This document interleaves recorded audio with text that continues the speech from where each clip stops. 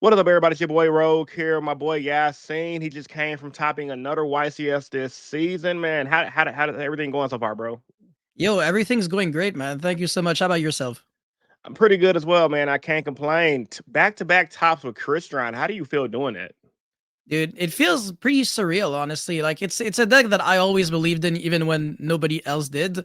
So I really wanted to show the world that honestly when you're a deck when you really like a deck, when you really believe in it, it doesn't matter what other people say, you know. Obviously people are gonna talk smack, but I believed in Christian so much that I brought it to like the US in Orlando and then in Australia, which really goes to show that I can go on like 27 hours of flights there, spend over like several thousands on like the trip because it's really expensive to Really go there. expensive, yeah. Yeah, exactly. And I actually feel confident in my ability to perform well during like actually that was like the pretty much the full power Raziel and Malice format. There were still like 3x 3 bonfire and everything, and I was feeling super confident with the deck. And then I was like, you know what? I got top 8 at YCS Sydney, and the deck just got better after the ban list and also before Alliance Insight. So I felt like YCS Mexico was just a no brainer. I've been playing Christian Right. format. I've been doing fantastic with it. The worst performance that I've had with Crystron was getting day 2 at YCS Orlando. And it was like a day 2 with hopes. It was like I was X2-1 after day 1, and then I lost out on round 10. But if I actually won out round 10, 11, and 12, I actually would have been locked in for top cut. So I was 3 wins away, and that was the worst performance. Everything else is like top 16 YCS Mexico, top 8 YCS Sydney, top 8 Montreal regionals, and my win rate online is complete insanity. And it's not like you can say I only play against like bozos and stuff. I've beat several YCS champions with this deck, and I can count on like one or two hands the amount of players that I played correctly against me because Crystron is a deck that really preys on people's ignorance, which is one of Right. the reasons why I also picked it. Yeah, it seemed like a solid little good deck, man. You obviously doing your thing with it. Congrats on that.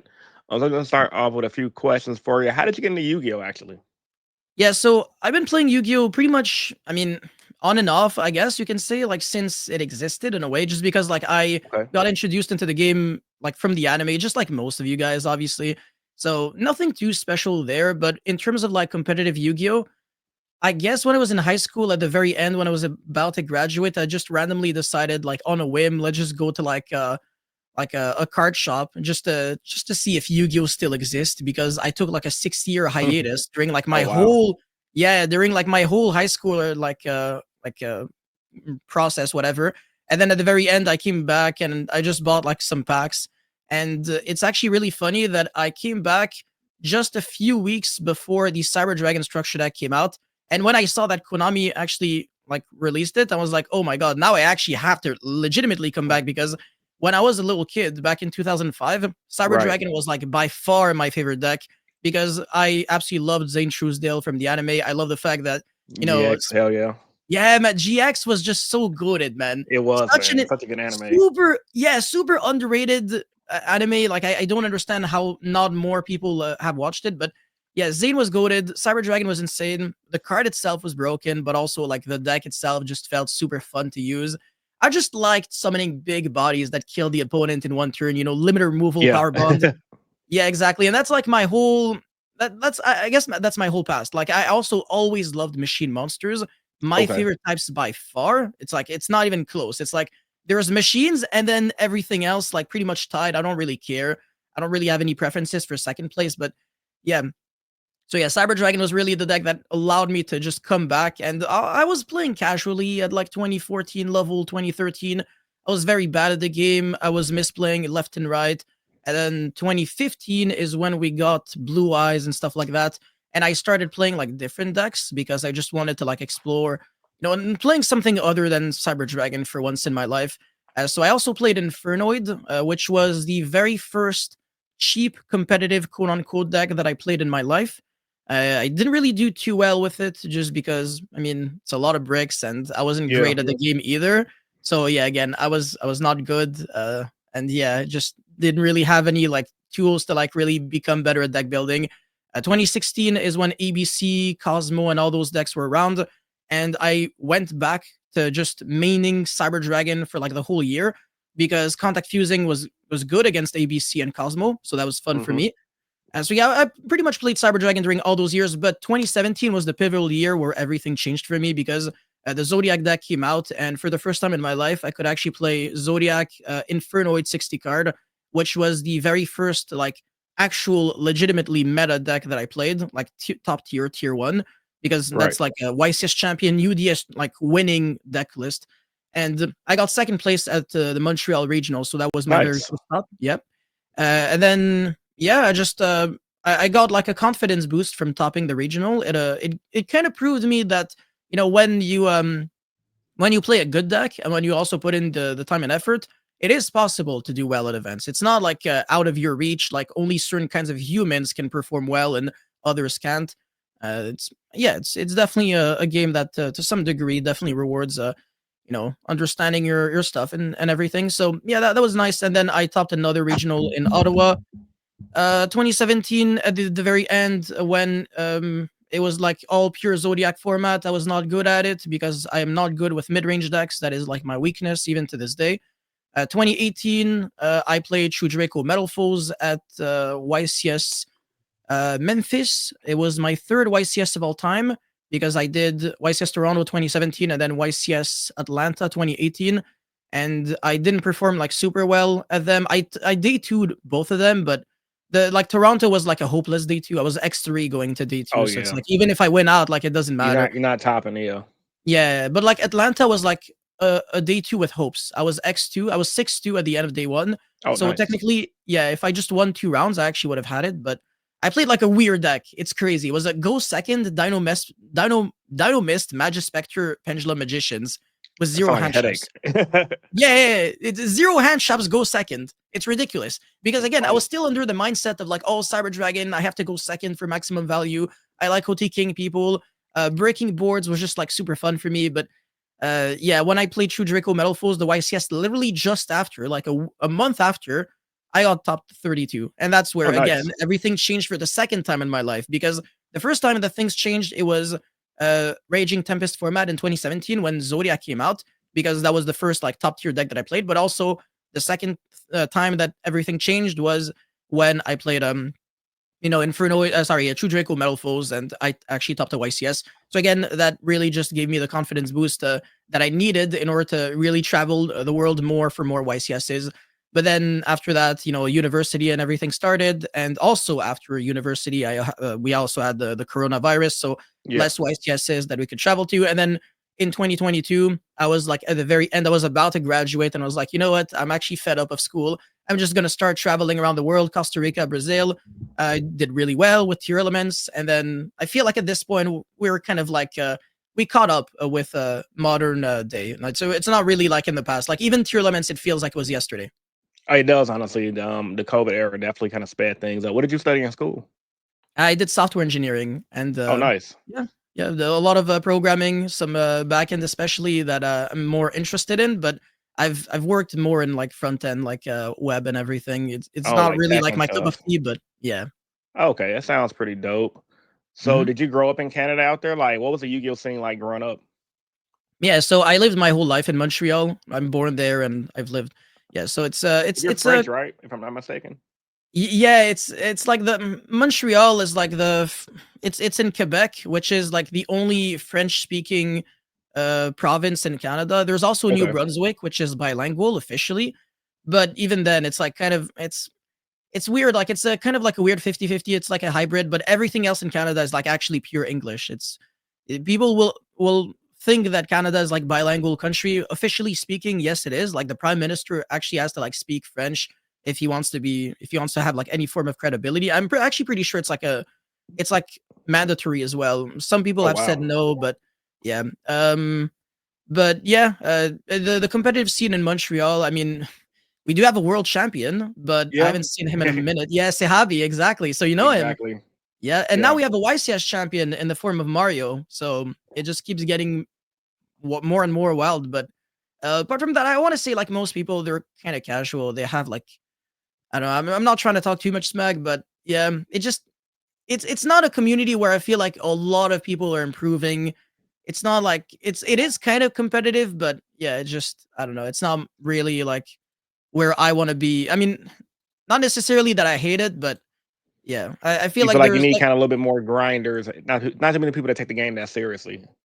yeah, I mean, yeah, like if you look at Toronto, for example, there's so many like insane players over there. Like I don't even know where to start. It's like Steven Santoli is like one of the big ones, and then Right. there's Ryan Yu, there's Jesse. It's like it's completely stacked. It's ridiculous. They have infinite names. Whereas if you think about Montreal, not a lot of names. There's like probably Mario, me, Nikki Lakai, Sehabi, Ali Yassin, Wasim Yassin.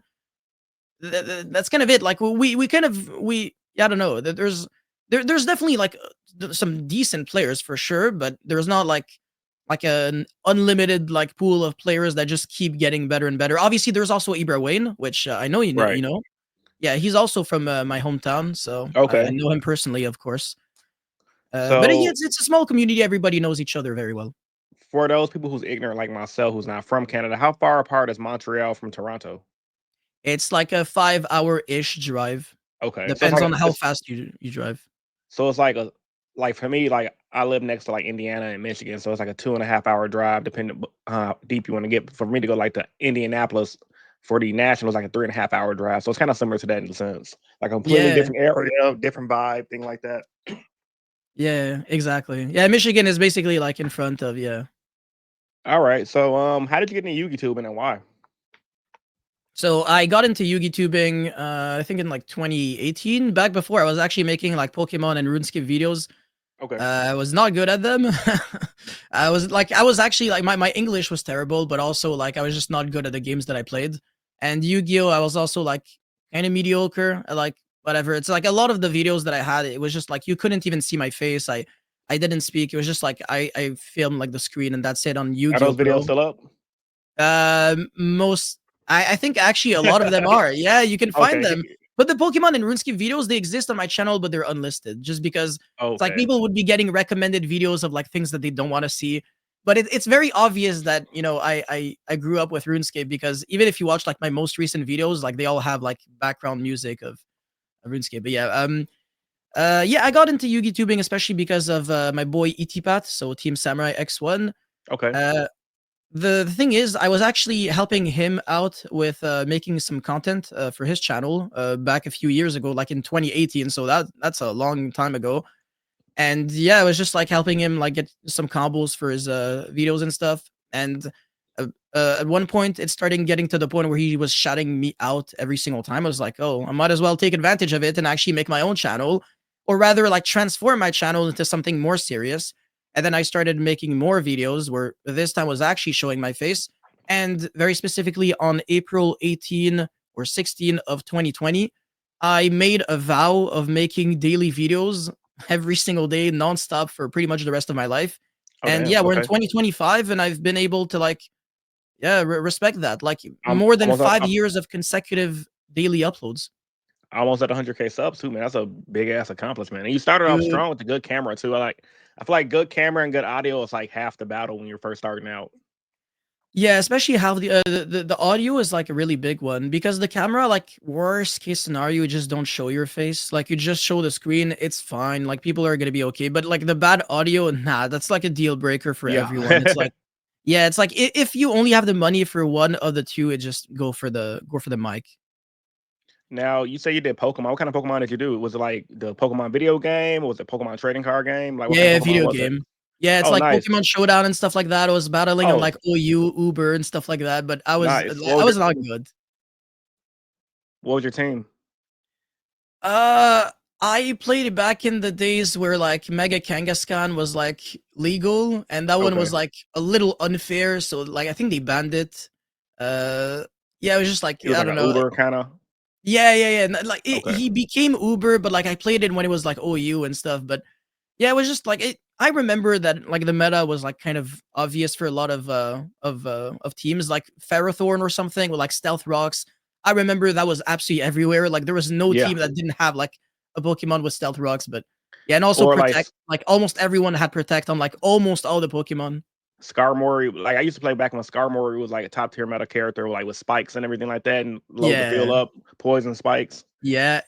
I definitely do remember that. Yeah. Yeah, it was a really good game. Did you watch any of like the PokeTubers back in the day, like I think there's one dude named Nacho something. He was like really popular back in like 2014, 2013. Killer Nacho, I think his name was. I He did might. like I remember like a couple of Pokemon tubers, like Tyranitar Tube is like one of them. okay. Apparently he's actually like the neighbor of Team Sam, which is pretty Oh funny. really? Yeah. That's um hilarious. They have like a yeah. whole little YouTube neighborhood.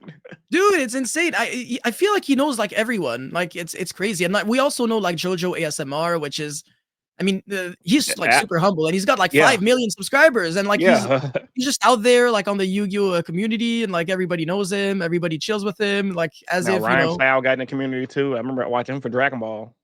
okay, yeah, and also like C-Rex and stuff like that. It's just like and penguins, like it's just like random YouTubers are just randomly getting to Yu-Gi-Oh now. That's good for the community. Honestly, back Mhm. when I started in 2013, I never thought the community would be that big. I thought it was always gonna be niche, but look at where you're here now. It's almost as if Yu-Gi-Oh's getting kind of mainstream in a Yeah, sense, but we yeah. just haven't hit that hurdle yet. Yeah, I know. It's like we gotta unlock the next level. Master Duel was like a step into the right direction, but I feel like we need just a little bit more. Duel I Links was think, just not enough. oh yeah, Duel Links was just nah. It wasn't Mm, even. I think we need something. We just need cash personally, but that we'll get to that part later though. yeah, yeah, sure. Now, what are your honest thoughts on spreadsheets? I know you sell a spreadsheet. I did a spreadsheet video. Some people were saying you're a scammer. Some people were calling spreadsheet sellers and scammers. I don't think you guys are a scammer. Like I said in my video, I think you guys are entitled to sell information to your audience, especially if they're going to be lazy and not do the research themselves. What is your honest thoughts on spreadsheets? Would you buy a spreadsheet? And how do you feel about them? Yeah, okay. So I'll actually start with like the second question first. Like, would I Okay. buy a spreadsheet? And the answer is it depends on the time that's on my hand because I have like a mindset of opportunity cost and you know, like treating your time as money and so on.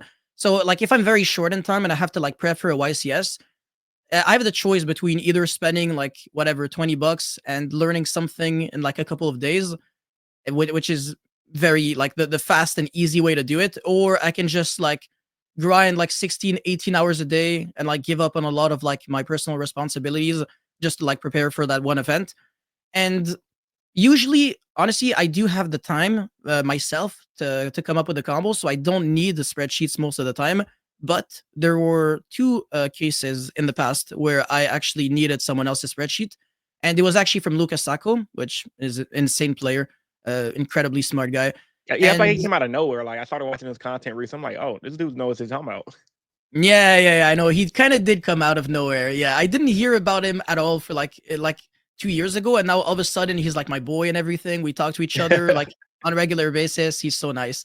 But by the way, in case you didn't know, Lucas Sacco is actually the reason why I got fourth place at YCS Lille with Ubel, Oh, because nice. I didn't have the time to think of the combos myself. So actually, I asked him, like, I know you have a spreadsheet on the deck. Can you send it to me or something? I'd really appreciate it. And he was like, bro, I'm not going to the event. I will do everything in my power to help you out. And he also was busy. So it's not like I can really rely on him for coaching. But the thing about the spreadsheets and the reason why I do like them is that you learn on your own time and you don't have to rely on like someone else like being there with you like in real time.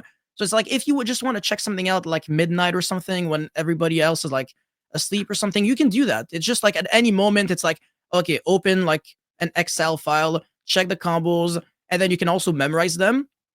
But one thing that I think spreadsheets are like extremely good for is understanding like in advance like which combos do what. Like for example, when something is like actually already done and already written, it's like much easier to just memorize. So for example, if I just know out of the top of my head the correct sequencing, it's cool and all, but it's not as good as knowing that, for example, one single Christian Smiger is 8100 damage by using Quine and Gondrax to banish three monsters.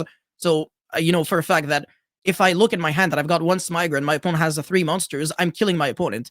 I also know that with Foolish Burial, I can do 9900 damage and OTK through one attack position monster and one monster on the field that cannot sponge more than 1900 points of damage because that's a 9900 damage OTK. So the Right. fact that I know everything by heart because it's something that is already written on the Excel file, it really does help like tremendously. And it kind of unlocks like a new like way of learning things that I feel like you don't learn if you just like understand like the deck to like an entry level or like mid level degree. but also writing my Crystron spreadsheet and actually developing it. It's kind of like when you're preparing for an exam and you like write like your cheat sheet for the exam, Yep. like they give you like one sheet. For me, it was the exact same thing. It's like a way of studying the deck myself. So it's like I become better while doing it. And also like it took me a huge amount of time and effort to build it. It's like and also like the time and effort that is put into like understanding the deck to be able to like make one in the first place. It's like it was actually close to 300 hours because back in December I went on vacation and like Dubai and stuff, and I had like a lot of time on my hands. So I was just like, you know what, 10, 12, 16 hours a day. I'm just gonna spend them figuring out combos either in my head or drawing test hands on like Yu-Gi-Oh deck, the app on your phone. And You I was use that just app? That's visual. crazy. Hmm? The app seems so hard to use. I actually just click on the same button every time just to refresh hand. I'm just Okay. like clicking hands back to back to back just to see like just so I can visualize like what are the good hands in the deck. I tested literally every card, every engine that you can think of for Crystron. I thought about like the most obscure things too. I thought about like playing title with Kashtira Fenrir to search tier limits Kashtira so that you could always search like a water monster to pitch off of title. I thought about like playing the horse engine with every single ratio that you can think of. Like I tried playing like Imseti with Sark, but no happy because I was like very unhappy when I drew happy. So I tried literally everything, and I figured at the very end that there was a specific ratio of like Kashtira engine that you could play in your deck to completely like reduce redundancy issues while maxing out consistency and making the deck good going second. So it's a lot of like trial and error that kind of got me to like the end result. And obviously like it's a lot of time that I put into that. Like it's also a lot of games that was testing back to back every single day. I was just like, okay, I love this deck from the bottom of my heart. I really do. And I feel like I can actually share my passion with other people by doing so. And obviously it's so much time that I don't really want to do it like for free. I might as well like, do just like a cheap price of like $20 US, which I think is actually reasonable for the 300 hours that I invested. And also like the spreadsheet itself, it was a lot of work because it's not just like a cheap sheet of like, oh, okay, whatever, text and then dueling book link. No, it's like videos that I recorded. They're in there. You can check all of them out. And also like there's notes for every combo. There's like pictures and everything. It's like super easy to like visualize and just like being able to like, understand and like study the sheet. I actually think is like it's actually like better value potentially than just like a coaching session. And coaching sessions, I can promise you, they will never be like below 40 to $50 an hour just because it's like an actual hour that you take away from Right. someone, whereas like a whereas a spreadsheet, it's like you buy it, it's like whatever, do whatever you want with it. It's easier for like me to manage just because I don't have to like sacrifice any of my time for it. But yeah, just to like sum everything up, I do believe in the concept of spreadsheets because it worked for me, right? I was able to like study Lucas Sacco spreadsheet to do very well at YCS Lille with the Ubel deck. And I was extremely short in time. So I really needed the information to already be there. I couldn't actually do it on my own. And yes, sometimes or most of the time, you can do everything on your own. But then again, you have to think of it from like a time efficiency lens perspective. So it's like if you can do it on your own, but it's going to take you like 100 hours, is it really worth it? Or would you just, spend like just a few hours studying the spreadsheet and just saying like, okay, screw it, I'm going to pay 20 US because sometimes like your time isn't really worth like, Right. It depends on like how busy you are as a person. Like I always tell people, like if you got the money to blow and you want to support your favorite content creator, go for it. I'm kind of like yourself. Like I'm a grinder just like you, so I rather just figure it out. I like tinkering with different hands, hitting the refresh on Dueling Book, and then figuring out things like that. But honestly, like for what you're saying, the more information you give on it, as far as the information you say you put into your spreadsheet, I've actually had some fans of mine who said they bought your spreadsheet and it had tons of value in it. So everything you're saying is honestly really legit from what I'm hearing. cool. Yeah. I mean, I appreciate it. But yeah, that's also like the image, I guess I can say that I kind of wanted to give myself like someone who actually like cared about the customers. And I actually like that's also a reason why when you buy my spreadsheet you also get access to like the Discord community where we help each other out. Like it's huge. Like there's like a lot of sections for like theory craft, citing patterns, matchups, like tournament experience, etc., where everybody just goes back and forth. I'm like pretty active on it. And I'm also very transparent. Every single time there's an event, I always, before the event, show my deck list, answer every single question possible. And I also like update citing patterns. I help people like adapt, like their deck list to like mine and understand exactly all of my decisions, all of the changes that I make. So it's not like I'm taking advantage of people just for money and go like, okay, you bought it, there you go, now it's over. And also another thing about my spreadsheet is that I do plan on making lifetime updates. So it's like when we're gonna get K9, you already bought the spreadsheet, so you don't have to buy K9 Crystron spreadsheet. That makes no sense. Like you already have the generic Crystron spreadsheet, which means that I'll just add the K9 Crystron combos to them, and that's fantastic value. And also you'll have support from not only the community but also myself. I'm also hosting classrooms, which is again, it's basically coaching, but you're getting it for free because you're already Right. in the community. So it's like a lot of like these small little things. I just don't feel like people understand just how crucial it can be because, like I said, I benefit off of that. There are some situations where actually at YCS Mexico, I asked Pac, like, can you help me out with Malice? Because I know that that deck is going to be broken post Alliance Inside, and I've been playing nothing but Christian for the past couple of months, so I don't know how to play Malice.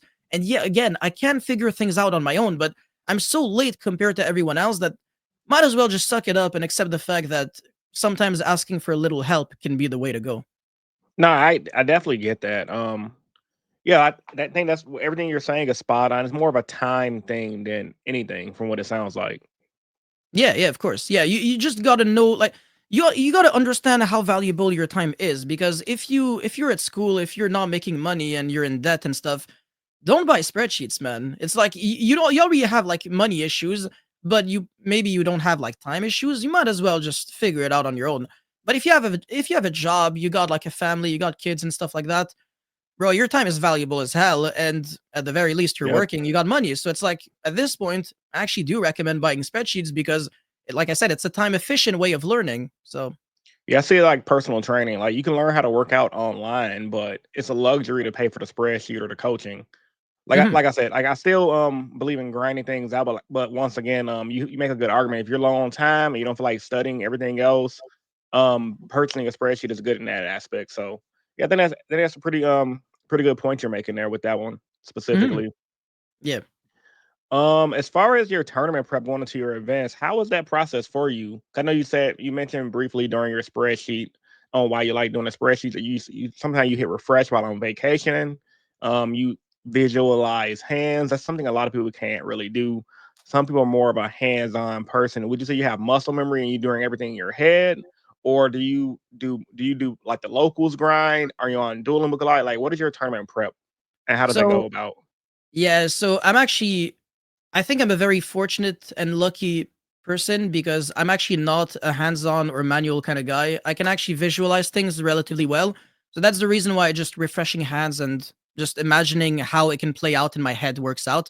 There are some limits. Like I can't imagine a mermail combo because even though like I can understand where the combo leads to, it's like impossible to keep track of your graveyard. Like how many waters exactly do I have? Like usually I can tell, okay, I have five or more, but do I have exactly five for Molin Glacia? That's a different kind of thing. But like for Crystron, I mean, there's like pretty much no combos where I won't be able to like just like okay, look at a combo and just play it out in my head. And it's once you get the hang of it, you start like kind of unlocking the ability of just like immediately being able to look at a combo and just see where it plays out. And when you do unlock that ability, you no longer really have to like play test day and night on Dueling Book and Eater Pro. It's something that you're gonna have to like work on, but eventually, after you play so many events, because I think I played like 30 YCSs at this point. Oh Yeah, my. eventually, yeah, like 30 something. Yeah, it's ridiculous. But eventually, like it all comes with practice, and you'll be able to do that, and you'll learn how to be more efficient in like the hours that you spend. Like for example, there are some people that grind like crazy, like 10 hours a day, but it's not that I think they suck, but I just think that they need to put in way too much time to be on the same level as some people like Chris Urena and Jesse Cotton, which can spend significantly less time, but because of how incredibly good they are at visualizing and also like just understanding concepts about the game that people cannot grasp. Like for example, the redundancy issue. Like for example, like if like in let's say in Mitsurugi Reziol, I made a video on that actually, like how pre-prep and Mitsurugi Mirror is just not worth it. And there are certain like unwritten rules in deck building that a lot of people are just they're just not aware of them. And also a lot of people don't know how to use a hypergeometric distribution calculator. So they don't even know themselves when their deck is consistent or something. But you got to work with objective and realistic like uh like measures. Like for example, instead of saying, oh okay, your deck looks okay, I'll say, you know what, use a calculator and try to figure out if your deck has a 93 to 94% chance of drawing a one card starter. Do you play enough hand shops? Well, I don't know, but use a calculator to figure out if you have a 70 plus percent chance of drawing two or more hand shops. How many bricks does your deck have? Well, you can use a calculator to figure out if you have a probability that is over 40 to 45% chance of drawing at least one brick. And if the answer is yes, then perhaps you might want to bump up your deck over 40, because a lot of people, again, when they deck build, their thought process is like very chaotic. Sometimes they play cards in their deck just because they look good, or oh, I'm doing 41 just because I don't know, man, I just needed a 41st card. You can't have that mentality when you deck build. Like everything has to be justifiable, and when you like everything has to be related to maths, really. So your tournament prep is pretty much, if I understood everything correctly, is mainly just doing everything with math. You learn the basis of your deck, and once you get a good concept of the deck, your own personal skill just from grinding throughout the years allow you to just visualize hands and go from there. So you don't really grind at all. So when Yep. you play test certain matchups, how many hours do you put into it when you do play test? Okay, so actually, this is a very good question because I do have that playtesting phase every single time there's like a brand new deck, because I don't have enough experience with the deck yet, so I'm actually forced to play it myself. Because going first is easy. Like you're basically just playing solitaire Yu-Gi-Oh, but going second is always a different story, and it's actually much harder to visualize going second because there's so many variables that are added to the equation. Like how do you sequence things through potential imperms and stuff like that, potential like set back row or like actual interruptions on the field. When is the proper time to like Typhon? And it's like it becomes like so much harder. So I actually do undergo severe testing sessions at the very start of when I pick up a new deck for maybe like 10 hours a day, several days a week for a couple of weeks. And yeah, it can be like 200-300 hours of like playtesting in a month maybe. Is it with like just all known players, or is that including locals as well? Do you go to locals at all, or no? I actually don't go to locals. The only moment I go to locals is just to like have an excuse to go to the restaurant with my friend. It's really like a Okay. social activity. I don't actually play locals to like, improve, because like I told you, the community is just like It's it's like, not that it's it's like not that it's it's bad. You're not getting. So I had a buddy of mine years ago tell me, because he was a really good player. He used to top SJCs back in the day, but he quit a long time ago. And he was saying one of the reasons why he was getting back out of Yu-Gi-Oh is just like he felt like he couldn't improve because people locally at that time, all the good players didn't really show up to locals like that, and the people that was showing up to locals, he couldn't really benefit from with playtesting skills. He's trying to play a meta deck and beat the meta, but everyone's playing either jank rogue decks, or if they are playing meta decks, they're not playing them efficiently. So you that's develop bad habits and things like that. exactly. Oh, actually, thank you for saying that. Developing bad habits and like learning wrong things is actually like counterproductive. Like it actually makes you worse if anything of the game. It's like sometimes you can actually get more practice in and get worse than you were before, because now you've learned things that you shouldn't have learned in the first place. It's hard to explain, but I think I've actually seen it with my own eyes a few times of people putting in so many hours and just actually going back in time. Like, bro, we already figured out like a better way of playing the deck. Why are you're basically overcooking. Like you're trying Right. so hard to do something innovative that it just doesn't work and it backfires. Yeah, I think some people just want to just try to just be different, just to be different. I used to have that issue myself personally. Like I grinded so long with heroes, and I did okay with the deck. I'm not gonna say I did anything special. Like I almost topped Nats in 2015. I got like 69th. 'Cause I went Mm, undefeated day two, so I was just one of the X3s that didn't make it. And then I got like 11th at the regionals once with the deck. So I'm not the best hero player, I guess, but I've done really well with the deck locally at least. But one of my Hmm. biggest gripes was always been this grinding and trying to prove and re-innovate the wheel when I really didn't have to. And then Mm. I realized long after that, I'm like, dude, why are you even playing this deck? Like, you love the deck, you love the archetype, but the deck is ass, and I'm holding myself back. Then once I started playing more better decks like Fire Kings and Yubel, started doing better. And yeah, I think everything is working out better for me personally because I'm not playing a bad deck anymore. I'm playing a better deck and I'm seeing more results locally. Yeah, exactly. And one big thing about like I guess deck building is it doesn't always reward creativity. Sometimes it actually just rewards like simplicity. you just you just have to like not overthink too much, and you'll get there just by playing your deck better. It's kind of sad to like accept that sometimes because like as Yu-Gi-Oh players, we always want that edge. We always want to be special. We want to be different because being different can actually lead to like, catching people off guard and everything. Right. But sometimes it just doesn't work. Sometimes the format is already way well too defined, and you just have to like be simple, have a clean deck list, a deck list that makes sense, that you can explain very well. And sometimes the weird, all over the top texts, they just you're overthinking. Yeah, I think sometimes people, like you said, just complicate things. Like my only YCS type I got with my gadget deck years ago, back in 2014. Yep. My list, thinking about it now, it just was simple. Like you said, it had the combos, had a little bit of spice, but for the most part, it was a simplified game state deck.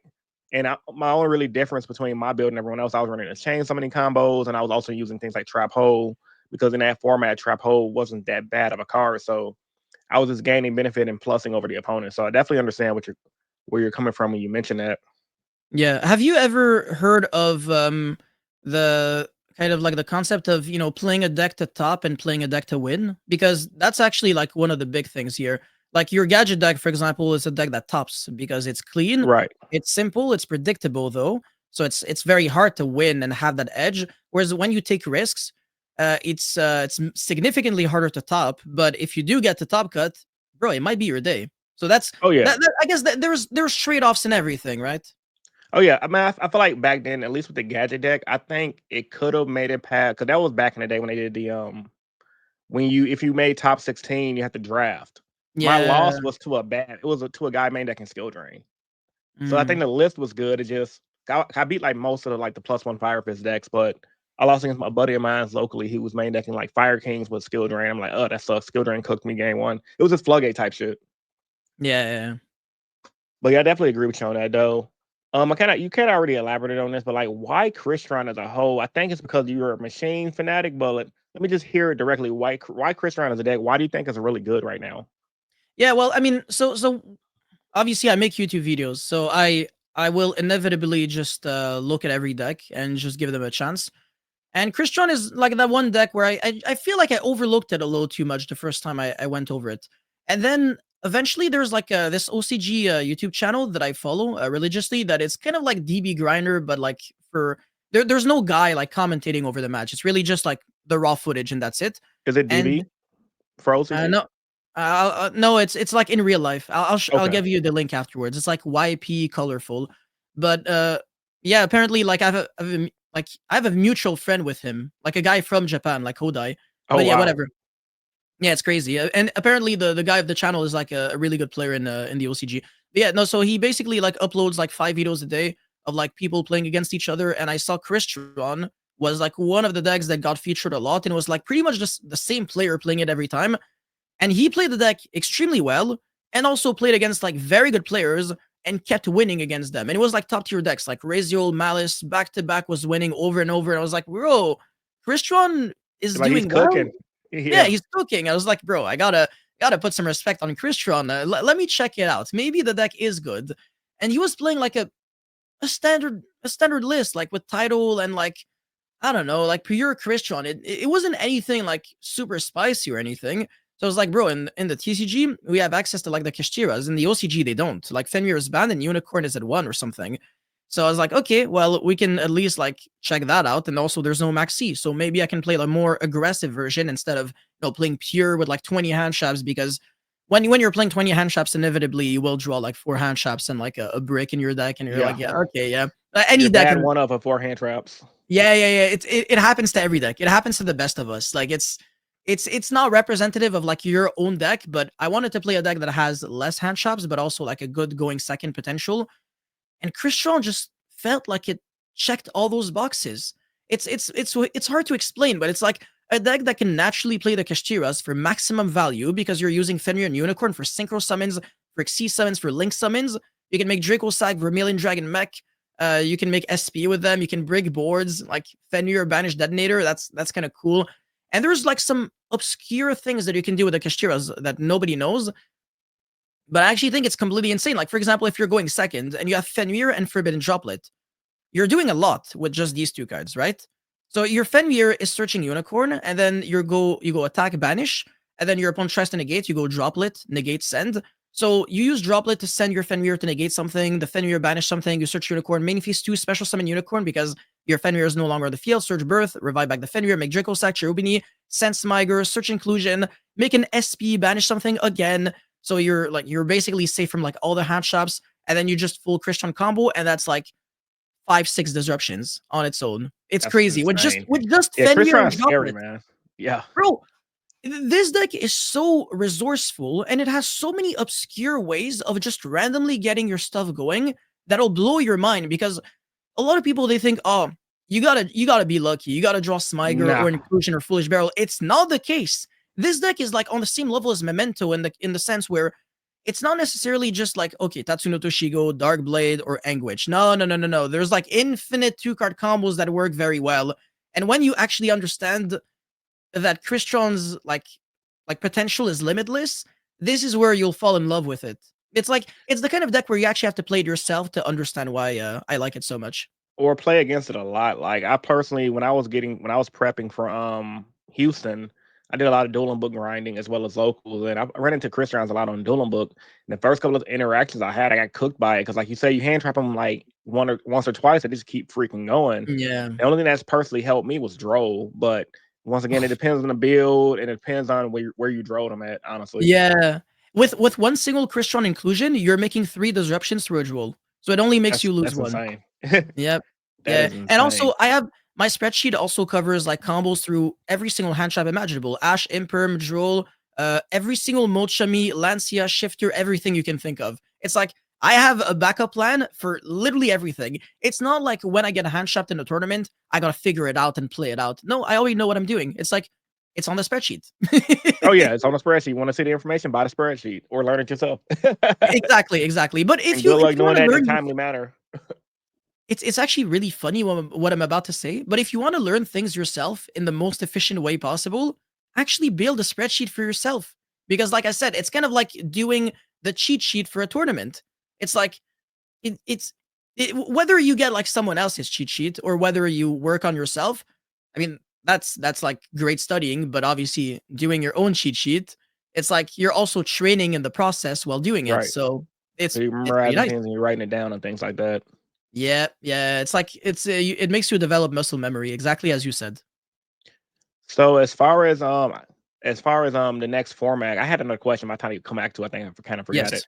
What is your thoughts on Alliance Insight format? A lot of people are thinking Malice is just going to take over the meta by storm. I think Pure Riser is still going to be really good. Some people think the deck is going to be bad in favor of the Mitsurugi Riser, which obviously we know Mitsurugi Riser and maybe even Pure Mitsurugi is going to be insane. But what is your honest thoughts on the Allen format and what decks are you scared of? And will you be still playing Cristrons? Okay, so first of all, no, I'm not gonna be playing Christian for Alliance Insight. It's not that I think that the deck is garbage. It's just that whatever. I played at a 3 consecutive YCSs. I played at a regional. It's fine. It's okay to take a break from the deck every now and then and just play it back when K9 comes out. So I'm not saying goodbye to the deck. I'm just taking a break. But this format is scary for me. It's absolutely terrifying because I've seen what Malice can do in the right hands, and it's an FTK deck. It's just like it doesn't give you the chance to play the game at all. It's like not interactive whatsoever. It's already not interactive right now if it draws well, but post Alliance Insight, I feel like it becomes even more sacky. Like it has consistency issues because 2 Dormouse, 2 Rabbit, 2 Field Spell, Terraforming, Gold Sark. When you don't see one of those cards, you're playing a Wars deck. But I mean, it's still an FTK deck when it draws like the right combinations of cards. So it's like you either play it, you either join the dark side, or you play something that is equally or almost equally as good. But realistically, I think in terms of like ceiling level, Malice is dangerously close to tier zero. It's like if it's not already tier zero, or at the very least, like by a significant margin, the other like just the best deck in Yu-Gi-Oh. So I think this is very concerning for the future of Alliance Insight, and it's probably bad news that we're most likely going to be stuck with this format until NEWCQ, because the patterns is that usually we get a ban list every 3 to 4 months. So it averages out to 3.5 months. The last one, it took 4 months to get. Potentially, we could actually get a ban list in 3 months, which means that it would drop on July like 9th or 10th, which is just in time for the NEWCQ. But usually, I actually kind of realize that the ban lists have a tendency to be like after all the WCQs, because overall, like the NEWCQ and European WCQ or something, sometimes like or very often it's all in already established formats, but that's not what I want, because the deck is already like very cancerous and I really don't want to see Malice everywhere. I want that deck to be getting banned, honestly. I think it's like very bad for the game that we have a deck that my best win condition against Malice when I lose the dice roll is not even drawing a Lancia or Nibiru. It's really just praying to God that my opponent bricks. That's like the most like reliable strategy, because when they draw well, they don't care about anything that you've got. Like you can have five hand traps and it doesn't matter sometimes. It's really stupid. It's like they're guaranteed to get like Hearts of Cryptor and MTP07 at the very least. And then it's a very layered deck that plays on your turn. So it's like you can have the board breakers, it doesn't matter. It's like nothing matters. You can't crack it with just engine. Being better than your opponent doesn't matter enough because their interruptions are way too terrifying. It's like non-targeting banish. Okay, bro. Nobody can do that other than Malice themselves. It's really stupid. So And you're also saying the Malice, hype is real. yeah, and also Malice, like their ceiling level going second, it's just disappointing. It's like it's just a bunch of like small level 3 monsters. I don't want to play the deck myself. So this is not a deck that catches my eye at all. And I'm not trying to suck it up and join the dark side right now. Maybe later, but whatever. It's like a deck that I'd rather not play, but I have my eyes set on Raziel Pure and Raziel Mitsurugi. I think both of those decks are decent. Pure Raziel, I just think has like small consistency issues. Like if you want to play Seventh Ascension, then you're just playing cards that are unfortunate to play in your deck. And also Unicorn is a very good card still. So if they go Unicorn, banish your number 104 Masquerade, then you have 6 starters that are useless. And then also when you play on your turn, then they can banish the Detonator, and then your deck actually sucks. But the main reason why Raziel, Pure Raziel is just not a deck that I want to play is because Detonator being at 1 just means that now if people play Metal Chonus, then when they banish your Detonator, you lose the game. Now your deck actually sucks. So that's a little unfortunate, because if people have an approach where they don't care about dual drive, they don't care about your field spell, but they actually just break your whole board and you don't make any omni negates, that's actually kind of concerning to me. So yeah, I don't know. I think Pure Raziel is a deck that I think is good, but it's like a meta call. It depends on what people play. But Raziel Mitsurugi, I think, is the second best deck right after Malice. The ceiling level is insanity. Very dangerous deck when it goes first, and also going second. It has like Ame no Murakamo to like Regeki everything, Right. and it has several layers of play. Mitsurugi Prayers is a crack card. Mitsurugi Ritual is like Shaddoll Fusion for ritual summoning. Yeah, it's a scary deck. So what do you? So this is my pushback to that.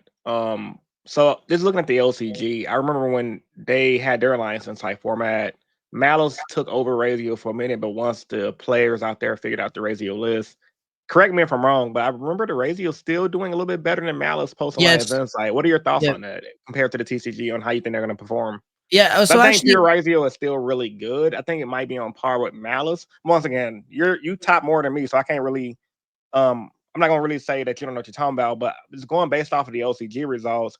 I think people aren't giving Pure Riser as much credit as they deserve. But what do you think are the differences between the OCG and the TCG that makes Malice so much more better than it was in the OCG based on results? yeah. Okay. So actually, I remember talking to you about Kodai, my friend from the OCG. He lives in Japan, but he speaks like Right. very good English, and I saw him at both YCS Sydney's like last year and the year before, and he actually he's the reason why I have the answer to this question, because otherwise I wouldn't actually know what to say. But he told me that in the OCG, Pure Raziel was just a miles ahead of like Malice. It's not even close. Like even with the new support, Raziel is just like much better, and there's a couple of reasons for that. It's because of how their format is shaped up.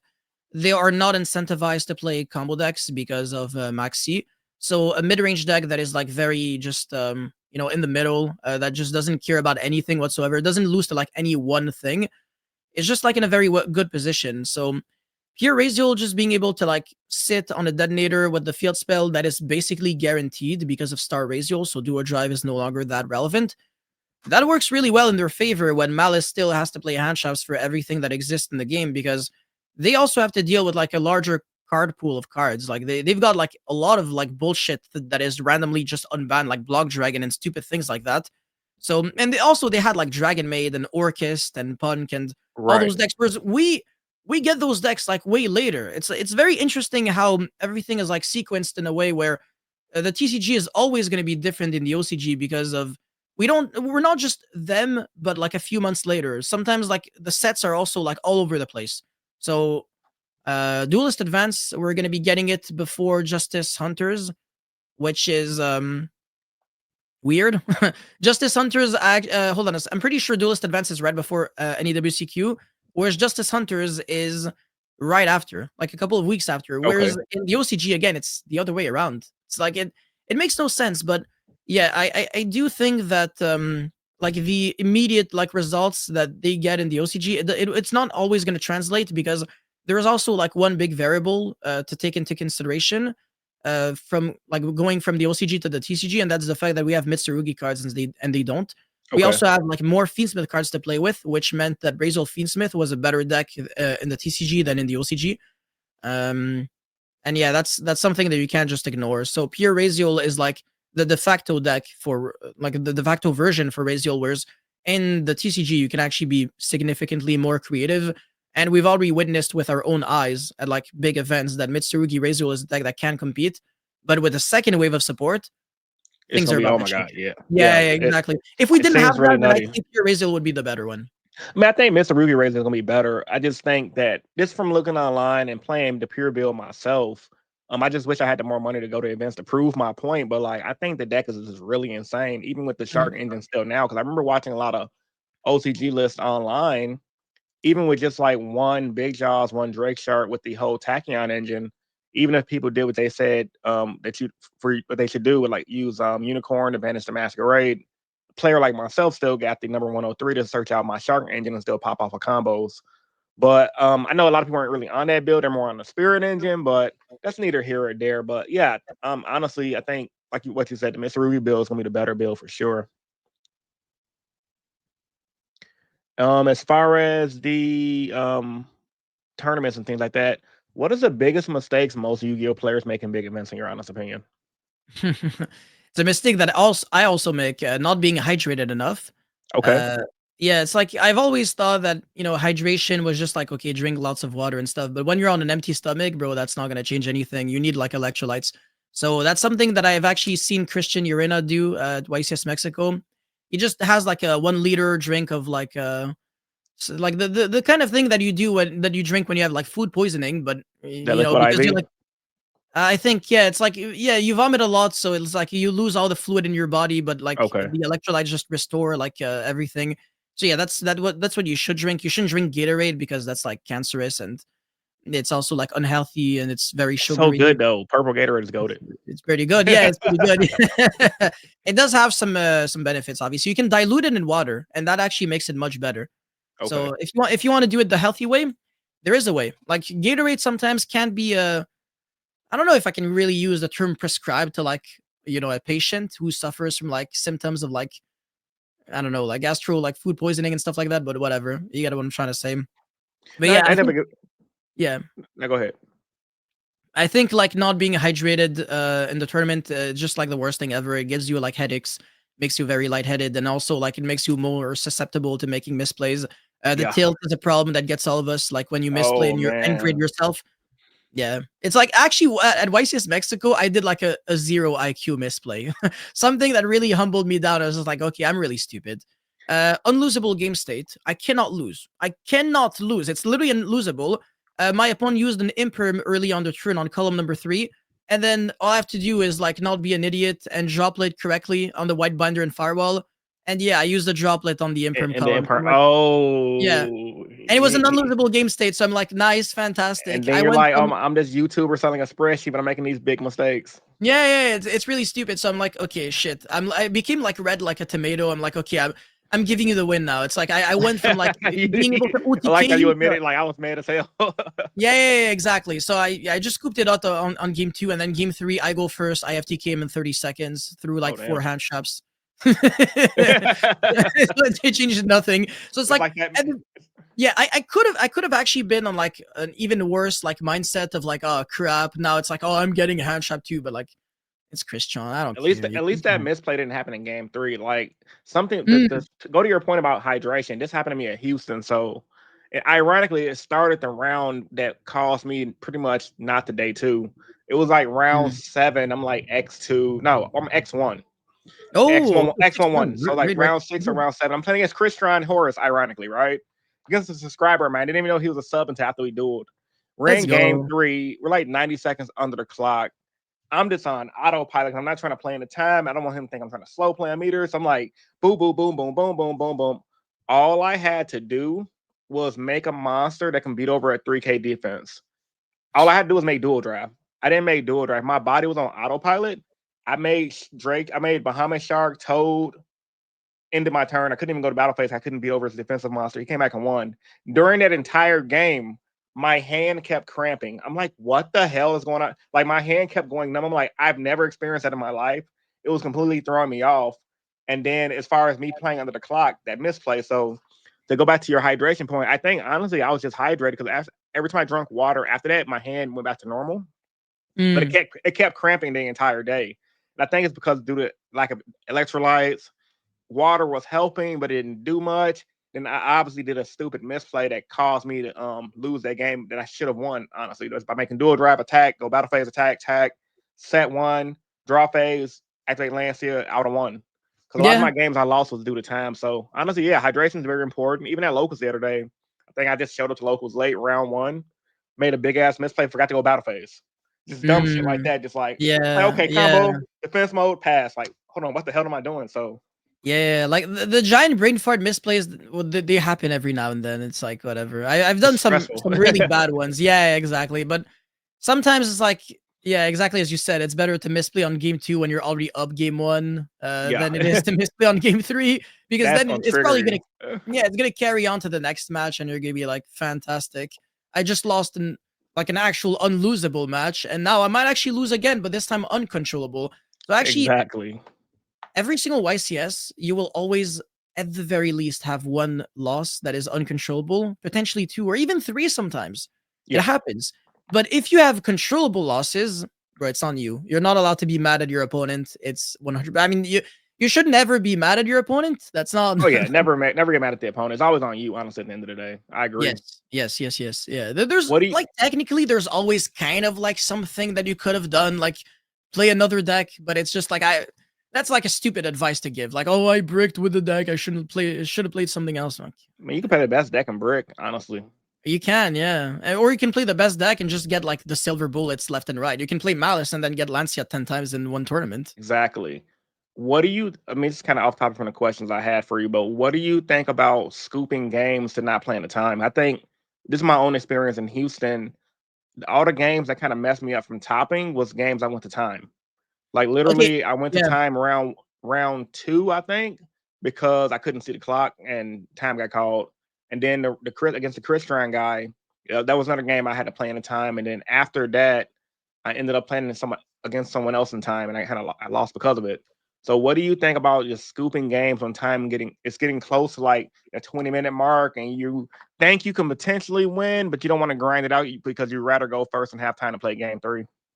So you know what I recommend people to do when they're not sure if they have a chance to win or not? You should count the amount of disruptions that your opponent has, and then you should count the amount of layers of play that you have, and whichever number is higher gives you your answer there. Like if your opponent has 7 disruptions, but you have 4 layers of play, don't waste your time. If your opponent Right. has the 3 disruptions, but your hand's gas, play it out. But obviously, it also depends because sometimes your opponent has unknowns, like maybe it's like a 1 card combo that makes 3 disruptions, but there's 4 other cards, and there's also like 3 back row with still a card in hand, and he never had to like play any bricks or like show you anything else in hand, and your hand also has like 2 bricks. Then you can play it out just a little bit, just to get the information from like the opponent's back row. Maybe it was like imperm, or maybe it's like something else. Maybe it's like a spicy card that is being main decked. So sometimes like right before scooping, you can still do like an action that would give you information. Like for example, sometimes I have a 0% chance of winning. I look in my hand, I go activate Lightning Storm, destroy all your back row. Okay, you play these cards. Okay, cool. Let's go to game 3 because I'm not beating your board because Right. my hand sucks or something. Or sometimes something that you can do when you know for a fact that you've lost and it's not even funny. Like it's not even close. So you can go like set 5 back row pass going second, and you're playing a hardcore combo deck, and then like your opponent doesn't know what deck you're playing, and then you scoop it up, and then your opponent sides the Duster Lightning Storm, proceed to play a combo deck that makes 10 negates, and you don't care about back row.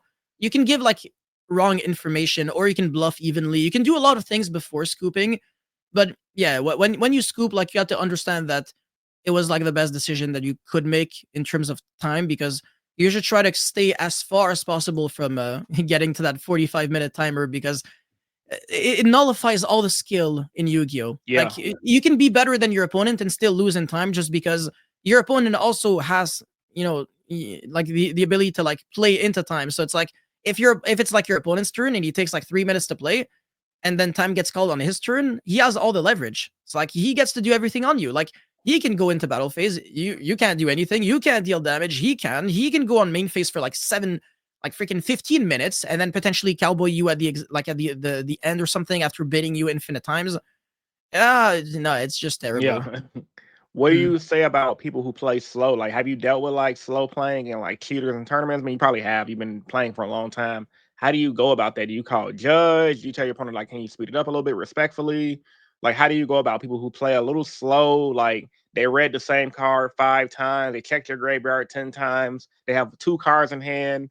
And you know, 9 times out of 10 they don't have an interruption. They're probably just trying to burn the clock. Like, how do you deal with stuff like that? Because like me personally, like, I tell them like, "Hey, I'm not trying to be rude. Can we just play a little faster? We have like 10 minutes left." Like, what is your take on that? How do you handle it? Yeah, it doesn't happen too often. Honestly, I'm very fortunate that usually people they match my pace. So it's like Okay. if it's like a very grindy match, it's perfectly understandable for both me and the opponent to play a little slower because we actually have to think. Like, for example, Christian Arena, the round 7 at YCS Mexico, it was insanely grindy. So both of us had to take time, and we were both nice with each other. Like, take your time, whatever. It's actually a complicated match because it's like I drew him, but like he's trying to still do a big board. He hard drew Moulin Glacier, so it's like I got a hand looped for 5 cards, and I top deck Smiger, so I was able to like make a comeback. But I still have to watch out for like his follow up. So I have to play perfectly. He has to play perfectly to not give me a chance to play. But yeah, in that situation, it's acceptable. But usually when I play fast, my opponents also play fast, so it's not like a big problem because they're also trying to avoid time. Like realistically, unless you're playing against like an actual dickhead who's actually like purposely trying to go into like the 45 minutes so that he can ghost sister you or something stupid, or like cowboy you. Obviously, there are some decks that do that, but just the best way to avoid that is by yourself playing fast so that your opponent doesn't even get the opportunity to think about that. No, I 100% agree with that. So you don't really scoop early at all, or you do, like you say, you just make sure you just check it. And as far as dealing with people in time, just try to play faster and go from there. But you really don't Yeah. really deal with it that much. Yeah, yeah. Fortunately, honestly, I play against like super cool people. It's like I really can't complain about my experience. I don't. It's like every single YCS, there's always like a couple of my friends of mine, at the very least one, that says like, "Bro, I just played against like the biggest like asshole ever," and then proceeds to explain me the experience, and I'm like, "Bro, I can't recall the last time I played against someone who was like unpleasant." It's like everybody against me is like pretty nice, and I think that's because usually people try to like reciprocate like your level of energy. It's like if you're playing clean, if you're playing fair, and if you're playing fast, usually people are going to be doing the same thing. But if you are yourself not playing like very well, if you're not communicating very well, then by default your opponent also probably won't. Yeah, I think sometimes, at least me personally, I deal with more people like that locally. Not at my local. Mm, My locals is pretty dope, but like over the years, I think I've dealt with more rudeness at locals than I actually have big events. Big yeah. events every blue moon, like you'll have that one guy who plays hella slow, but when you take your time to tell you to speed it up.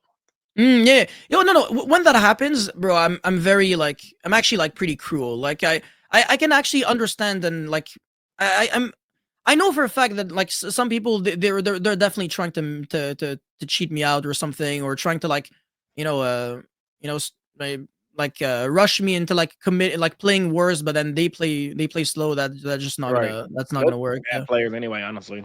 Yeah, in that situation, you can definitely call judge, but usually it doesn't happen. So it's like okay. Yeah, that's what's up. Um, what are your honest thoughts on Konami's pricing? I know Triff just announced his retirement. According to my audience, they said that's like his fourth time retiring. Yeah, bro, it's Like, always. what do you think about Konami's pricing? And what are your honest thoughts about it, honestly? From somebody who's top multiple times and do everything that you do. Yeah, so there are some things that I don't know if I'm like allowed to say or if it's like I don't I know, mean, say but what you think you can say. You don't I don't want you to like, put anything out there you don't want to put out there. yeah, so I guess I will say that the pricing not being the best is maybe it's maybe more like it might be more intentional than you think it is, right? It's Right. like it's something that it like Konami's not stupid actually. They know what they're doing. There's a reason why things are that way. There's a reason why there's no cash involved. Actually, I really understand and agree actually why there's no cash involved. Oh, That, really? that that's Okay. not yeah, that's not really what we need actually. I think we need other things. I think we need ways of supporting like the players that is just like more um you know how Pokemon, like even just for making day two, like you get a pricing. I think Yeah, Yu-Gi-Oh kind of should have the same. I So it's like, agree, 100%. yeah, there should be Day like twing is some, hard as hell. yeah, there should be some prestige associated to that because right now, like the absolute worst thing that can happen to you is making day two but not topping the YCS because Yeah. now it's like you played maximum rounds on day one and also you had to like wake up early for day two. All of that just to not top and I don't want to tell you the amount of bubbles that I've had on like the last or second to last round. It's painful. It's like it actually breaks my heart. There's even situations where I finished 8-1 at the end of day one, YCS Pasadena, and then Mhm. I lost round 10 and I won round 11. So I was 9-2, and I lost to like the guy who got second in Swiss. So that's good You had good tiebreakers, right? tiebreakers. Yeah. Yeah, I got 36th. So it's like every now and then these kind of things it'll happen. You'll get hold randomly out of tournaments and you're getting nothing in the process. And even if you were to win, you're getting like a mat, which is worth like $50. Right. But like, you know, Exactly. I live in Canada. All of my flights are insanely expensive. I get literally scammed by every single airline. Bro, it's like you're almost incentivized just to do illegal things and like skip lag. If you want to like, it's actually ridiculous. But come on, how the hell should I have to pay like 1,000 to go to Texas, to Yeah, that Texas, that when I is can actually, yeah, when I can actually just skip lag and get there for like 500? I've never done it because right. it goes against like my principles, but it's ridiculous. It's like now I actually kind of understand why people always try to find like some stupid crazy loopholes to just not like spend too much money. But yeah, like if Konami just had like better pricing, like all across like the board, then people wouldn't really have to like worry too much about that. And also there would be like less stress associated, I think. But one of the big reasons why there's not good pricing is because they don't want people to stress over, oh, I have to win this match, otherwise I'm not getting my like a good prize. But yeah, it's like yeah, That makes no sense for your premier game. Like I get what you're saying, but I just think them not doing it for whatever reason that they have is just dumb. Like I'm a promoter of cash prize. I think we do need it. Why do you think they don't need cash prizing, honestly speaking? well, first of all, I think it goes against what the creator of the game wanted. He That's didn't what they want the said game allegedly, but we don't know for sure. yeah, yeah, yeah, yeah, I know, but it also I think it goes against like Konami's just like philosophy overall of like they want the game to like be something where you reunite you with your friends. It's like all the friendship that you made along the way and all that good cheesy stuff, but also like they don't, like I said, they want to take the anxiety out of the game so that instead of like stressing out for like a big prize, like regardless of what happens, it is what it is. Like at least you had fun at the event. That's like the mentality. But either way, like they're still like technically improving pricing by replacing Nintendo Switches with Steam Decks. So it's like Right. they clearly show that they have It's interest. kind of hypocritical, honestly. I know, Because I know, honestly, I know. Yeah, pricing yeah. has in my most recent video, pricing actually regressed. Like we used to get more back in the SJC days. I know. Yeah, the crazy price cards that are now worth like 25,000. Not even just that, like I think first place even got like a high powered laptop or computer back in the day too. Yeah, that's true. That's true. It was like Alienware or something, huh? It was Alienware, and they also did Dells. I couldn't find like on my Mm, last video I did about the about Trip quitting. I showed actually like an article layout. They advertised a Dell Inspiron from like 2005, and those were like $1,000 computers back in the day. So, and I also remember them doing Alienware as well as the Top Cut prize card. And back in the day, prize cards went for like 10 to 15 grand easily, depending on which prize card you got. So I just think a pricing regression and them not having, even if they want to give us cash, there's so many different alternatives they can do to give us something fair. They just gave Japan the effect veiler with the YCS stem. Like, how do you feel yeah. about that, and why we don't have it? I love it. It's like I kept like seeing that suggestion from other people where the price card, it doesn't have to like take anything away from like Konami. They don't have to do anything expensive for them. It's just like it costs nothing for them to print. Like there's no difference for them printing a regular Veiler and printing a Veiler with like the stamp, but it's actually really good for collectors because it's like a unique one of a kind card. Like the only way to get it is that at that YCS, but also it actually adds a lot of like prestige to like whoever tops like an event. Like you get, especially if it's like you can own like this effect veiler has been obtained at YCS Mexico City, for example, 2025. Now there's a maximum of 32 in the world. It's even better than like YCS effect veiler, right? Where like the value is like immediately gonna like go down.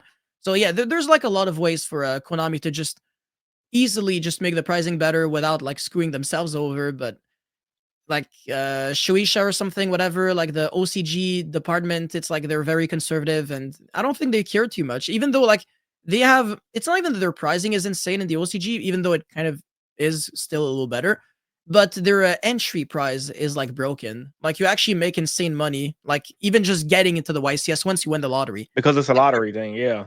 Yeah, it's like 32,000 players, I think, tried to sign up for YCS Tokyo. Jeez, Only 8,000 made it, which is still the Guinness World Record, but you know, good only God, 8,000 out of 32,000. right? And bro, the entry prize is insane. It's ridiculous. It's like several hundreds of dollars that you get like pretty much for free. It's like if we just get like good entry prize, not even like good pricing at the end, good entry prize, you make money. Like same thing as One Piece.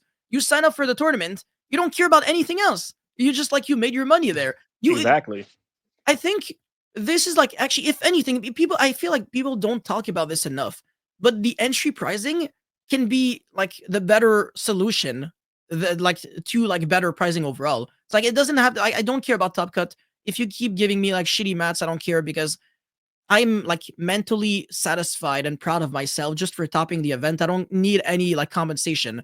Right. But if I know that every time I show up to a YCS, I make my money back or at least a portion of it just by signing up, bro, I'm a winner there. Yeah, That's what but I really need. Because now you don't even have to be competitive. You don't have to stress out about anything. And also I do remember every time there's like a celebration event, like 200 YCS, 250 YCS, the mats go for more money. oh And yeah, also when this is there's a an rare one. NEWCQ, right? So you see they have the potential to do that. If they can do that, I think it's going to be perfect. I think that's what Yu-Gi-Oh actually needs. It's not even like better pricing for Top Cut. That one I don't give a shit. So right now, for people who don't know, when you go to a YCS, if you pre-reg the entry, you get like a coin that if you get a good coin, you can sell it for like 60 to $100, and also you get 5 packs. Like me, when I went to Houston, I pulled like I forgot what I think it was a Cyber Dragon coin. I sold it for like $60 to a buddy of max. It was going for like 80. So you can definitely. I mean, the TCG entry is not the best, but it ain't the worst if you pull good. It's like gambling almost, depending on which one you get, and you have to pre-reg and a lot of people, from what I remember, like they don't like the pre-reg, they might still be finalizing their deck list, and things of that nature. So you're satisfied with the pricing from what I'm hearing, but you want entry pricing to be better, and you think people should also get something for day two as well. Yes. It's not necessarily that I'm satisfied with the pricing for Top Cut. It's just that I'm indifferent about it. Like, You're obviously, it like you can be can care better. less. You play more for like the love of the game and things like that. I play for But the prestige, yeah, and for the love the of the game, prestige. yeah. Mm. I mean, yeah, 'cause I get the whole money aspect. Like a lot of people don't need the money, and I don't really. I mean, so for example, right? Let me just get my thoughts more clear. I don't think I think most people who can afford to travel to every YCS and who can afford a lot of these good decks, winning 10K in an event is not life changing money. I think it's more of the way I said it's more of a respect thing. Even if they don't want to give us like the 10K in cash, even if they just gave us like, let's say for example, like the effect veiler thing, everyone who made day two get an effect veiler, And then if you top the event, like make top 32, top 64, whatever they want to do, you get different exclusive promo cards that secondary market goes for a lot more money. I think that'd be probably better. In Yep. addition to like freaking them mailing the first place winner giant cars and stuff they can move that equivalates their traveling. Because I think the biggest issue with, like for me, example, I went to Houston. I travel alone for the most part. I met up with my buddies, some locals out there, but just me alone in that trip, I probably spent like a little over $1,000 just between traveling, hotel, and things like that, food.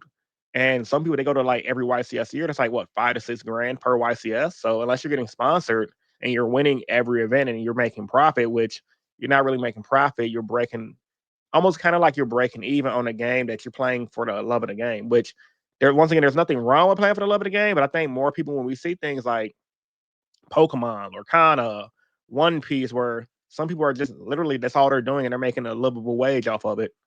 Like, what are your Yeah. thoughts on that? Yeah, obviously, I keep hearing the argument of, oh yeah, but it's just a hobby. It shouldn't be like your full time job. Like it's not that deep. But I mean, whatever, right? It's like if you if like if the game was like structured in a way where like you could actually live off of it, I feel like a lot of people would be down. And it's kind of cool, honestly, being able to just say like, yeah, I play Yu-Gi-Oh for a living. That's really nice, and also it gives like more exposure to like Konami and Yu-Gi-Oh overall. So it's actually good for them, right? To have like actual legitimate competitive like pro players. But I think like Yu-Gi-Oh as an actual game is like probably like the best card game of all time. Oh yeah, It's 100%. it's so insanely good. It's like the only flaws are like pricing and yeah, like those small things, and also lack of communication from Konami. I think that's kind of a big one. But they've done something really cool for the past two ban lists, where now they're actually adding it to like the end of the YCS. That's so freaking awesome, man. Yeah, If I they can like that. also, That's pretty it's dope. yeah, step into the right direction. Like I feel like it's kind of easy for them to do the right things. It's just that they've been like way too resistant to change for all these years. But if they just accept that, like being closer with the community is the way to go, bro, they're gonna go far. They're gonna go super, super far without having to do much of anything, really. So it sounds like Konami, if I'm hearing correctly, based on what you're saying. I mean, you're not saying this directly, but I'm just trying to put two and two together in my head. It sounds like it's kind of similar to like how I don't know if you're into like Marvel movies and things like that. Kind of like how back in the day when we used to watch like the Spider-Man movie, the X-Men movies, we were like, man, we wish they can do movies together, but Mm, legally binding they couldn't do it. It sounds like Konami maybe legally binding between them and Shueisha and the rights of yeah. Yu-Gi-Oh. It's kind of harder for them to do more than what they're already doing because I mean, you probably can't say it because I know you work with them sometimes directly. I'm gonna say it. I just think a lot of the times, a lot of the big wigs in the office, they're just old school business guys who just don't give a damn. Yeah, no, but no, they definitely are binded. Like their decisions have to be approved by Konami of the OCG. And Okay. like we already went over, they're very conservative and resistant Yeah. to change. Like like we can prove to them how like in a way of like A plus B is like that like doing these things will generate like more sales and stuff like in the long term. Right. And they're gonna be like, yeah, but we never did that before, so why should we now? It's like, But I just uh, think it's a spit in the player's face when we make suggestions, yeah. but they give it to the OCG first. That's like rude, personally. Yeah, I guess there's no other way for them to do it, but like the ban list, I think it's like also the exact same thing. It's like Yeah. ban list. The reason why like a lot of the ban lists are very disappointing is like because we get like almost the exact same thing as the OCG, and Maxi was like the only thing that like the OCG just absolutely did not approve of at all. They were like very firmly against it, and the TCG was like, "Now screw you guys, we're banning Maxi." Don't care, and we're never unbanning it. So Maxi has a 0% chance of ever getting unbanned at the TCG. And even the OCG is starting to like change their mind about it. They're like, yeah, maybe Maxi's not the best. We have some chummies now. We don't want like 11 Maxis running around. That might be a little too much. Yeah, yeah. I think Tell me that a Maxi would be too dope. All right, final Mm, question. 'Cause I know I don't want to take up too much of your time. We've been going about an hour no right now, so thank you worries. guys for being here. If you guys have any questions for Yasin, leave them in the comments. I'm pretty sure he'll probably answer when he gets some time. Yes, and What are also your everybody subscribe to Rogue Hero if you're not already. appreciate that and subscribe to my boy Yasin as well. Awesome channel, help the man to get to 100K subs. You're almost at 100K. Where you're at now? You're at about what Yo. 95K, Hey, hold on a 98K, second. Yeah. 98.9K subs. Yeah, You're we're almost getting there, there. but make sure y'all subscribe to my boy. What is future goals for your channel and just life in general? I know you say you're working in tech. is your goal to be like maybe full time YouTube? Are you just somebody who just want to just do your tech job and just play Yu-Gi-Oh for fun? Like, what is your overall like future goals for your channel and just life in general? Oh, my my most foreseeable future goal is to get 100K subscribers, but I think we're Okay, we're getting pretty close, so that's cool. So yeah, 100K subscribers has been my childhood dream, like pretty much actually. And I remember I was around when YouTube just came out, like just like you, I am a millennial, so it's not how old like are I you? grew up. Yeah, so it's like I grew up with like everything that you already know, like all the good old memes and stuff like Right. that. All the old YouTube content creators like Niga Higa plus Smosh and Leave Yeah. Britney alone and stuff like that. Good old days, like I said. But yeah, that's the reason why YouTube is like a true passion of mine. Um, Long-term goals, I don't know. It's like it's always easy to say, oh, 150K subscribers, 200K, 250, 300, but it's not really a goal. It's just like a milestone of it's nice to have. It's not like going from 0 to 100. That's like insane. That's like very ambitious. But whatever. Apart from that, like at that point, it's just like an incremental, like 50K subs, like whatever. If I do have a goal, I mean, being a YCS champion is a really big one because it'll bring more credibility to like my name. Right now, I don't even know if people know that, but a lot of people don't even know that I play Yu-Gi-Oh. And when I tell them that I have 11 YCS tops, they don't believe me. They go like, "Oh, you actually Are play you this saying people game?" who don't? Are you saying people who like watch your channel, or are you saying people who just know you in your Yeah, personal life? bro. A lot of people, no, people who watch my channel don't even know that I actually go to events, even though like I keep saying it.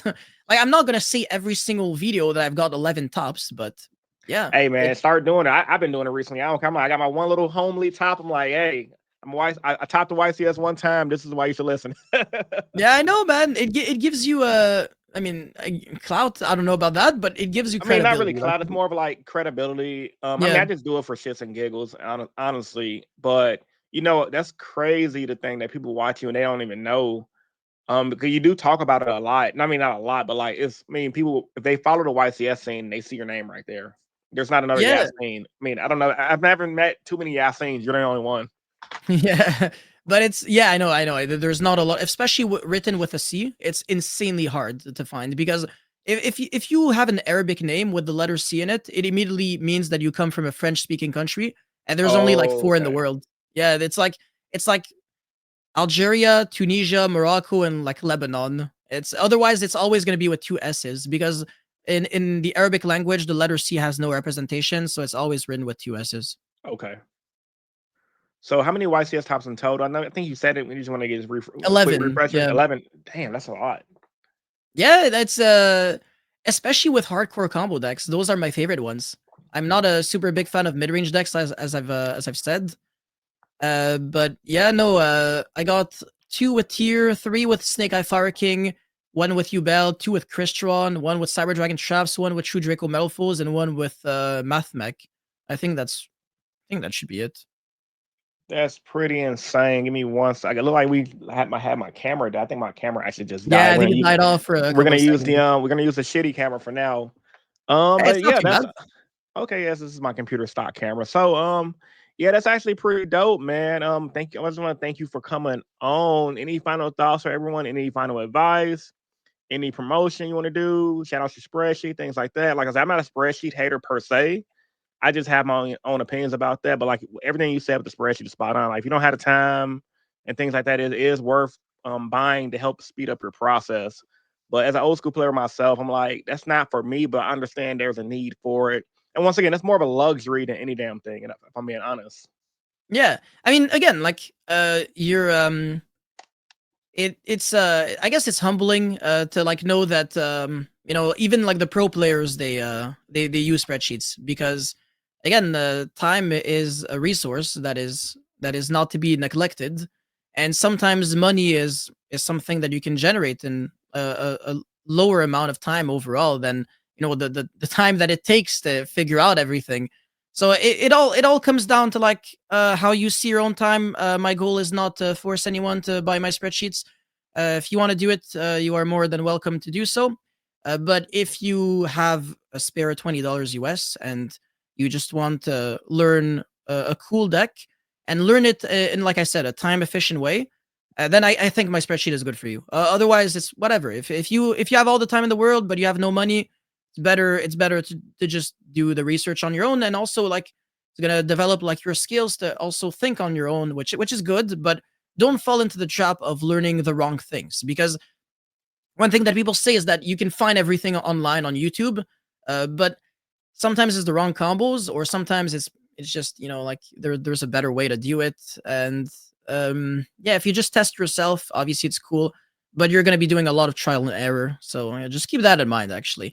Oh So yeah, that's for the sure. reason why sometimes it's better to just get like the correct answer from someone else, but again, everybody can make mistakes.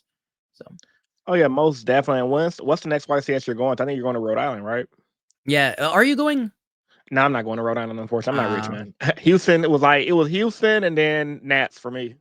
Yeah, but I'll be going at Rhode Island. I will most Okay. likely I'll try to do Ecuador. Not sure about that one. The format's kind of like shit for me. I don't like it. And You don't also like the like format, honestly? no. I've been No, loving I it don't. personally. I love this format. No, I love this format. I just don't like Alliance Oh, Inside Allen format. format. Oh yeah, Yeah, yeah, yeah, yeah. that Yeah, one no, I yeah. don't like at all. Yeah, this format I think is like 10 out of 10 actually. I think it's insane. Well, maybe not 10 out of 10, but like not too Yeah, far honestly, away. this little mini format we're in between sets is really good. I We think need more people formats give like it these. yes, I Yeah. definitely agree. Yeah. So it's just gonna be Rhode Island for you and then nationals, I'm assuming, or you say you might go to Ecuador? Yeah, like Ecuador is like on my bucket list. I've never actually been there, and then also, I think there's no YCSs after, like right before an EWCQ. But then there's gonna be YCS Vancouver for sure. I'm doing because it's a domestic flight for me, so I can find Right. like some super cheap flights. It's weird. It's like in the same country, but it's like 5 hours and a half of Yeah, flight. Canada's huge, so yeah. Yeah, it's ridiculous. But yeah, Vancouver is definitely the one I'm the most hyped for, because it comes 2 weeks after Justice Hunters, which has K9. So I'm gonna be playing K9 Crystron, which is unfair. Inside, bro. If Crystron is already good right now, imagine when Right. it actually gets like a top tier engine to splash in it. It reminds me a little bit of like how Spiral went from like Yeah. just being like a good deck to being like an unfair deck because of several waves of support. Like it's double helix at first, but then it was like Mhm. Magician Souls and like to make the deck like tier zero again. I think it's like the only deck that's been tier zero twice in its lifespan. Oh my god. I never thought about that, honestly. I played Spirals briefly. I missed that deck so much. The deck was so fun. Yeah. Well, all right, man. It was fun talking to you. Hope we have you on soon. And this is your boy Rogue and Yasin, and we're signing out. Peace. Make sure you Peace. subscribe to my boy.